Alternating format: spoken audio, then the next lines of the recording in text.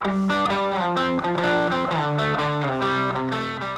da beraiek eta merkatariak eta ostalariak udaletxera etorri ziren, pixka bat, esplikatuz, kezka bat adierazi ziguten. Bazkenen urteotan, Alde Zaharrak berak eduki du deterioroa edo nolabaiteko jende gutxiago biltzaren ondorioz, nolabait hori biziberritzeko edo beharra ikusten zutela.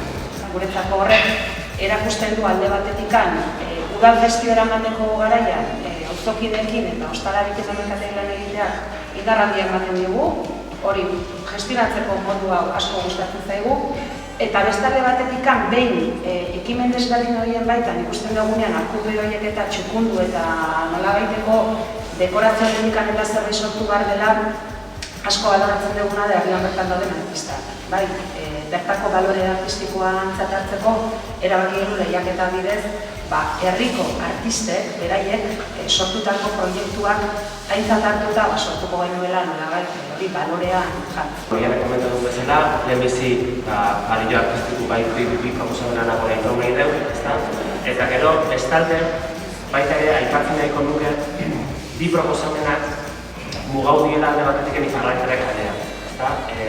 Ez du egungo irudik edo aurkeztu iparraldearen plaza emategoen hartu-zartuen. Hori, bideak aztertu ondoren, eta berez izaten, bateragarritasunen garrantzitsu bezala handiez, gure udaleko epaimaikideek erabaki genuen soka kolore proposamena aukeratzea. Eta,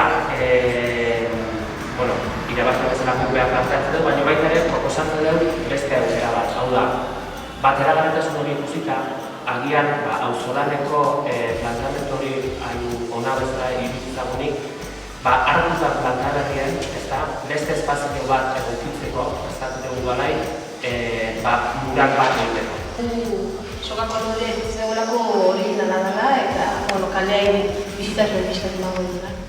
Eta behin, eskerrak eman Urritxuko udalari horako ekimenak antolatzeagatik eta nola ez dendari ere bertako kaleak eta artazak behiek ere zaintzia eskatzea eta horka aztergotu dielako. Nire proposamena esan soka kolore da, egia esan ezakit ideia nondik datorren, nola batean etorri izan ideia izan zen, eta bai bilatu nola zerbait naturala edo materia naturalekin egiteko proposamen bat izatea, ez? Eta hortarako, soka produktua edo etorri zitean materia natural bezala, eta gainera, euskal kulturarekin ere zuzeneko horlazio daukan material badalako. Hainbat kontzeptu, berrerabilpena, auzolana eta horren egunean pixkat. Orduan bihurtzen ginean unibertsitateen urtebetez ziren, Valparaison eta bertan kolore asko da, eta jende egiten ditu lan horiek kaletan, eta orduan hortan oinarrituta edo, da izan genuen kolore pixkatek argi atzora, pixkat emateko, eta kontzeptu horiek kontutan hartuta.